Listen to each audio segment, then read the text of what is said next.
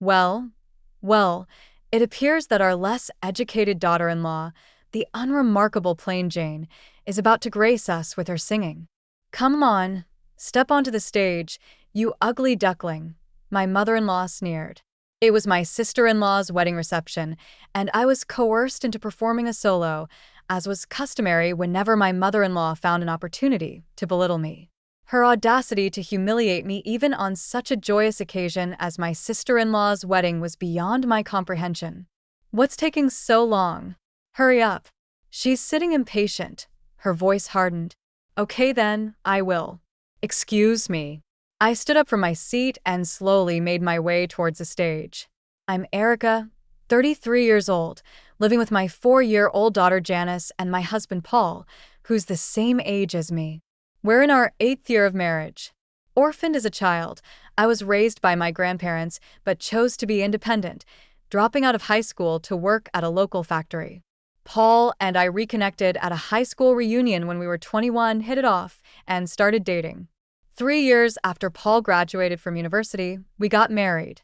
Since then, I've been supporting him, managing our household chores and raising our daughter while working part-time. Mom, teach me how to sing, Janice has been asking me recently. Neither Paul nor I had any intention of forcing music onto her, but I have a background in music, having been the president of the choir club in high school. I still love singing and even take voice training lessons as a hobby. Janice developed an interest in music naturally, and I hope that one day we can perform together with Paul's music. Returning home 3 days later, my mother-in-law called, resuming her habit of belittling me. Since she discovered I dropped out of high school, she often showered me with insults, criticizing my abilities and family background. She wasn't my favorite person. Hello, is Janice there right now? My mother-in-law asked. I'm sorry, she's at voice training right now. She's not home, I replied, realizing I had let something slip, but it was too late. Why didn't you tell me before letting her attend such things? You really don't think things through. I'll teach her, my mother-in-law insisted. Despite her accomplished musical background, she tended to take a condescending tone when it came to music and education.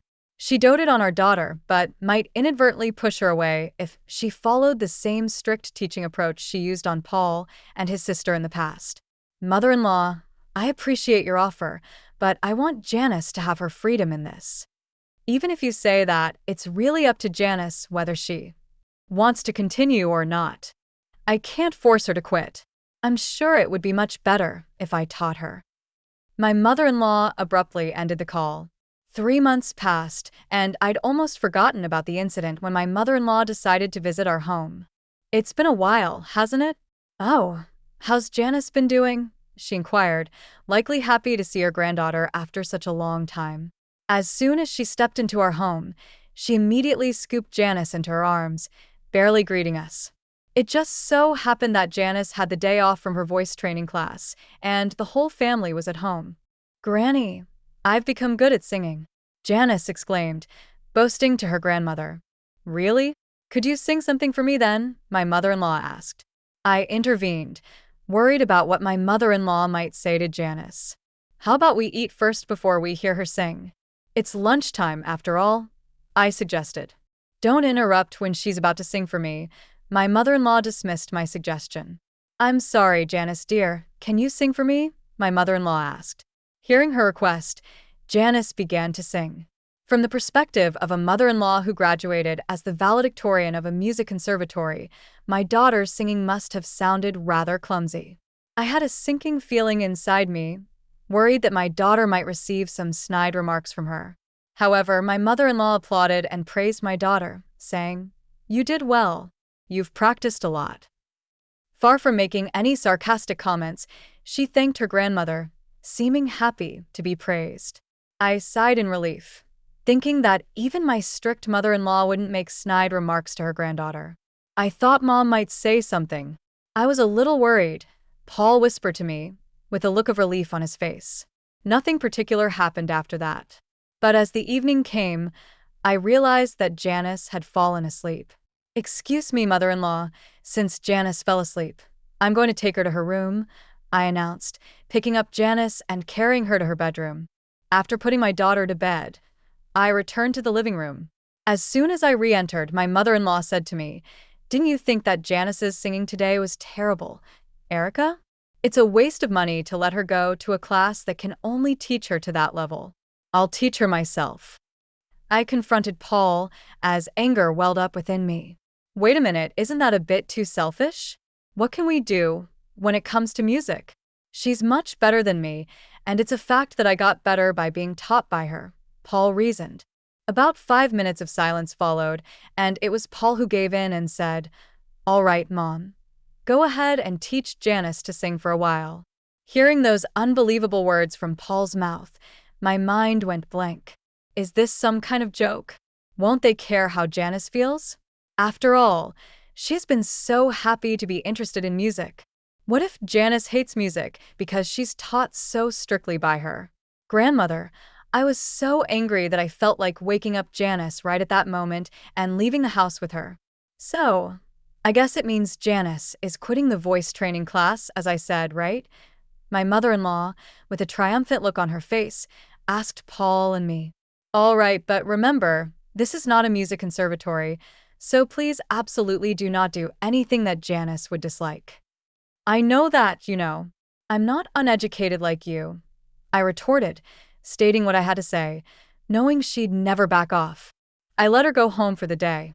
That night, my husband apologized for his mother's behavior, but I did not even want to see his face. I ignored him and went to bed. The next morning, I told my daughter, "Janice, from today, instead of going to the voice training class, let's have Grandma teach you to sing here at home, all right?" When she heard it, she looked very sad but said nothing and just nodded. I apologized seeing her like that. Then, come noon, my mother-in-law arrived at our home. "Janice, starting today, Grandma is going to teach you to sing even better," she said to my daughter with a smile. No sooner had the lesson started than my mother-in-law's teaching style became more and more strict. Within an hour, she criticized Janice harshly, demanding perfection. "You're wrong. You're making the same mistake in the same place. Do it again." I knew it would turn out like this. "Mother-in-law, this isn't what we agreed to, is it? Could you be a bit gentler?" "What are you talking about?" "I'm being gentle. Don't interfere. Why don't you quietly do some housework that you can hardly handle?" For hours passed, and at last, my mother-in-law's lesson ended. "Well, see you tomorrow. Remember to practice what we did today." She left, seemingly pleased with herself. If I'm going to get yelled at this much, I don't want to sing anymore, seated in her chair, Janice said to me. I harbored an intense hatred for my mother-in-law, taking away what my daughter enjoyed and only caring about her own satisfaction. This cannot go on. I won't let my mother-in-law have her way. Her singing lessons continued in the days that followed. However, after about a week, Janice told me, "I don't want Grandma to teach me anymore. I don't want to sing." Given my mother-in-law's way of teaching, I thought it couldn't be helped. You don't have to force yourself. If you want to quit, that's okay too. So, you don't want to go back to the voice training class? It was something she had started because she wanted to, and I, for my part, wanted her to continue. So I asked her if it was that class. It seemed that Janice hadn't come to hate singing itself. It appeared that the harsh words from her grandmother and the lack of praise, even when she felt she did well, were making it unenjoyable for her. "Why don't you go back to your voice training lessons and give it another shot?" I asked Janice. And, as if she hadn't been upset moments before, she perked up and nodded enthusiastically. "So, I'm sorry to say this to you, grandmother, but from tomorrow Janice will be returning to her original voice training classes." The next day arrived. I relayed Janice's feelings to her grandmother over the phone. "How can she whine about giving up after just a week? Isn't it your fault for raising such a weak-minded child?" my mother-in-law exclaimed. I retorted, "Well, it might be, but even though you graduated top of your class from a prestigious music college, it seems that's the only way you know how to teach." Janice told me that she preferred her voice training teacher fussing and fuming, my mother-in-law continued, but I ignored her and hung up. Whether she was top of her class or not, it was quite satisfying that her own teaching method had led to her being disliked by her granddaughter, who preferred her voice training teacher. After that, the visits from the grandmother ceased. I spoke to your mother and told her it was okay since she didn't come to teach anymore, Janice said. I didn't want it anymore either. I also felt like I'd done something unforgivable to Janice. Back in the day, my mother was very strict with me about music, so I couldn't say anything, but I thought she wouldn't be so harsh on her granddaughter. I'm really sorry. I confessed to my husband Paul that night. When I relayed this to him, he seemed deeply regretful and apologized. I was so angry when Paul suggested quitting Janice's voice training class and having the grandmother teach her. I almost felt like punching him. But fortunately, Janice didn't come to hate music, so I decided to forgive him. 2 weeks later, Paul said, "My sister is getting married in a month, and she asks us to perform." I had never performed at someone else's wedding before. What kind of performance is she expecting? I was planning to bring a few people from my band and do a small concert, but my sister really wants you and my mother to sing as well. Hearing that the grandmother would also be performing, I reluctantly accepted Paul's suggestion. So, does that mean I'll be singing with your mother? Well, yeah, that's how it seems. Singing with my mother-in-law of all people, I wondered if it would be all right. But if I happened to sing better than her at this performance, I wondered what she'd say. I started practicing the very next day, but there was no sign of my mother-in-law practicing at all. Mother, aren't you going to practice? Ai fine. I'm much better than you even without practicing. After all, practice is something that people like you who are not very good need to do. I tried asking because I was curious, but the only response from my mother-in-law was sarcasm.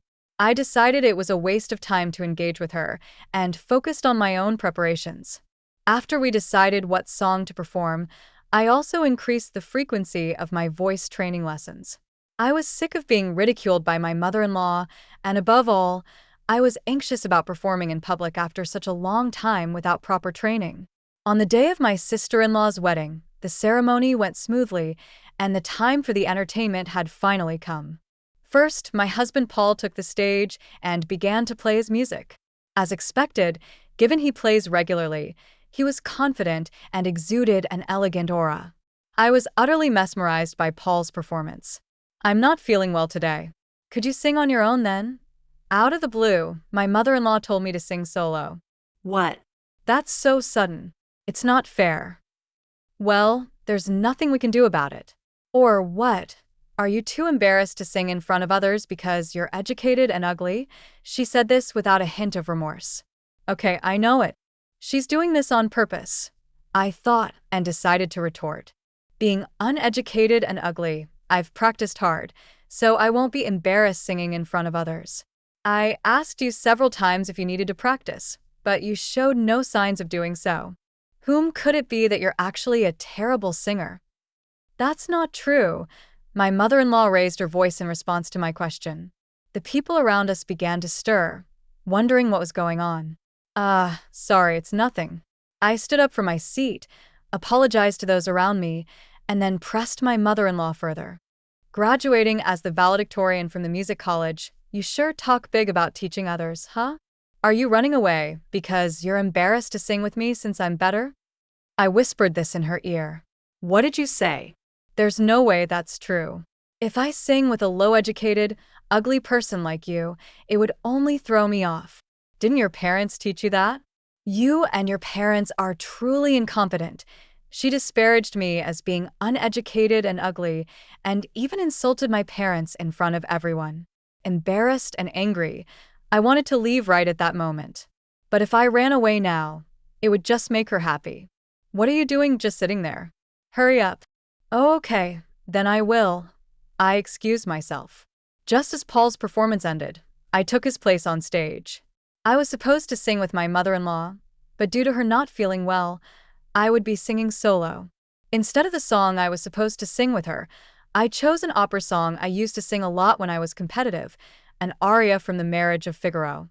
So, I began to sing. At that moment, perhaps due to the vocal training I had done, my condition was excellent, and I was able to produce the most beautiful vibrato I'd ever achieved. It was amazing. The audience was mesmerized by my singing, saying things like, "Wow, Her voice is incredible. Is she a professional? When I finished singing my song without any hitches, the audience gave me a standing ovation, showering me with thunderous applause. Congrats on your wedding, sister-in-law. I used to be the choir leader in high school. It's been a few years since I last sang in front of an audience, so I was a bit nervous. How did I do? Thanks so much for listening. After making this statement, I returned to my seat. My daughter, all starry-eyed, pleaded, "Mom, your voice was so beautiful. Can you teach me next time?" Witnessing this, my mother-in-law, with her jealousy on full display, said in a huff, anyone can sing like that. Don't get ahead of yourself," continuing to belittle my singing. Just as I thought the entertainment segment was over, my sister-in-law unexpectedly said, "Mother-in-law, you should sing too." Words that I didn't expect came out from my sister-in-law. My mother-in-law was taken aback and looked at her daughter in confusion. "I've never heard you sing, Mom. And since you taught me so much about music when I was young, I'd really love to hear you sing," my sister-in-law expressed with pure honesty. The attendees chimed in, "Mother-in-law, you should definitely sing." Words had gotten around that my mother-in-law was a top graduate from a prestigious music school, and the crowd grew increasingly excited for her performance, creating an atmosphere where she felt she had to sing well. "With all this, I guess you have to sing now, don't you?" I did not hesitate to add. "So, all right, if you insist," she responded, heading to the stage. The moment my mother-in-law took the stage, the energy in the room peaked. But as she began to sing, such murmurs could be heard throughout the crowd. "Wait, no way. I might even be a better singer." She must have heard them as well. My mother-in-law's voice did seem off, but even accounting for that, her singing was dreadful. She always criticized others for their singing, but her pitch was all over the place. Honestly, I felt I was still a better singer. The atmosphere grew awkward as her performance ended. Unlike when I sang, the venue was filled with a cold atmosphere, and the applause was sparse. Everyone acted as if they'd seen something they shouldn't have, as if her return had never happened. Upon returning to our table, my mother-in-law, her face flushed red, shouted at me, "That's why I didn't want to sing. If you had sung properly, my daughter wouldn't have asked me to do this," she said with such an angry tone. But I didn't understand why my sister-in-law asked her mother to sing. It seemed to me that she genuinely wanted the wedding to be blessed by the voice of her mother, who had been sternly teaching her about music since her childhood. "Do you think so?" To me, it seems she genuinely wanted you to sing. I shared my honest thoughts with my mother-in-law. "No way. I'm sure she knew I'm bad at singing, and this is her way of embarrassing me," she responded. I was utterly astonished at her response. She had always criticized others' music and performances, yet she herself didn't want to sing in public because she thought she was bad at it. She never hesitates to complain about others' music, but she is like, "I don't accept complaints although I'm a bad singer myself." Such a self-centered attitude won't be accepted. My daughter Janice might have her newfound love for music crushed by her grandmother. I could no longer bear my mother-in-law's attitude. So, a person who studied at a prestigious music school and criticizes others' music is just doing so because she can only sing this badly? But, mother-in-law, isn't it great you are able to sing alone without having to sing with a terrible singer like me? I responded with a sarcastic tone. "How dare you say that? It's your fault that I had to embarrass myself. It's not nice to say that in front of your daughter." "I'm sure she's satisfied hearing her mother singing," my mother-in-law said. As I spoke these words, my mother-in-law fell silent. There was a stir among those who'd heard what I had said to her. But other than that, the ceremony went on smoothly and ended without any problems. 2 days after the ceremony, my mother-in-law stormed into our house. "I just can't let it go. I want you to apologize for what happened," she demanded. I was surprised by her sudden visit but retorted, "What exactly am I supposed to apologize for? I wasn't aware that your singing was that bad. Instead, I think you owe us an apology." "What do you mean?" "I have absolutely nothing to apologize for. It's your fault I was forced to sing that song I hated and embarrass myself." "No, not to me. To Janice.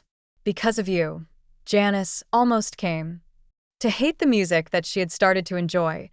Even though you graduated from a prestigious music school, why would you torment a child who has developed an interest in music just because things didn't go your way? Is that what you learned from your music school? I haven't received any musical training from you, yet I was able to sing at the reception and even received applause. How about you, mother-in-law? Shall I give you some singing lessons? I'll teach you thoroughly. My mother-in-law was speechless hearing what I said. If you have nothing else to discuss, please leave. I won't tolerate you interfering with our daughter or my husband's music anymore. Upon hearing this, my mother-in-law left our home without another word, her shoulders slumped in defeat. I felt a sense of satisfaction from being able to retaliate so fiercely in her area of expertise, music. It was indeed worth continuing my voice training since my youth.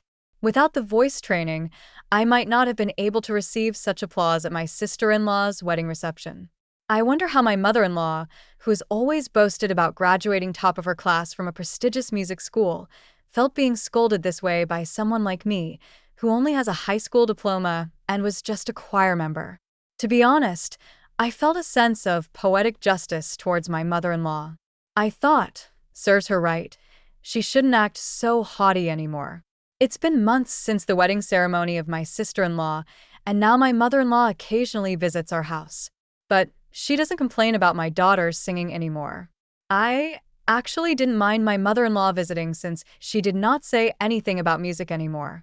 My daughter Janice, who has improved a lot in her singing recently, is challenging a slightly difficult song given as an assignment in her class. Mom, this song is hard, but I'll try to sing it beautifully, she declared, practicing enthusiastically. That's great. You do your best. You'll definitely do well, I encouraged her. Although I love singing, I don't know much about the technical aspects, so I had no idea what was difficult about the song. But seeing my daughter working so hard, that's all I could say. That day, my mother-in-law, who happened to be visiting, observed the interaction between Janice and me and said kindly, "Erica, this song is not something you can handle by just doing your best. Janice, listen well. You should do it like this." It was incredibly kind and patient of her, unmentionable, given how she used to be, as she explained until Janice understood. "Oh, thank you, Grandma. It's easier to sing now," Janice said as she listened intently to her grandmother's advice and worked hard to master her assignment. "Erica, I used to look down on everyone doing music without graduating from a music college, but after meeting someone like you who can sing so beautifully without a music degree, I changed my mind. After all, we should enjoy music. Could you teach me to sing next time?" My mother-in-law said that. Looking at Janice singing, I was surprised to hear such a thing all of a sudden. But I'm sure the sarcastic comment I made after my sister-in-law's wedding had its effect. "My lessons are tough, you know. I grant this," I replied to my mother-in-law. "Oh, I won't do anything horrible anymore. I feel sorry for Paul too, although it's too late now. But if you're going to be tough, Erica, I'm prepared," she said. After hearing that from my mother-in-law, I felt assured that she won't say anything about music anymore. Although a lot had happened, the tension between my mother-in-law and me eased off, and since then, we've often gone to karaoke together, becoming close enough to sing together. I hope that one day, when Janice becomes even better at singing, the four of us, me, Paul, Janice, and my mother-in-law, can have a fun jam session.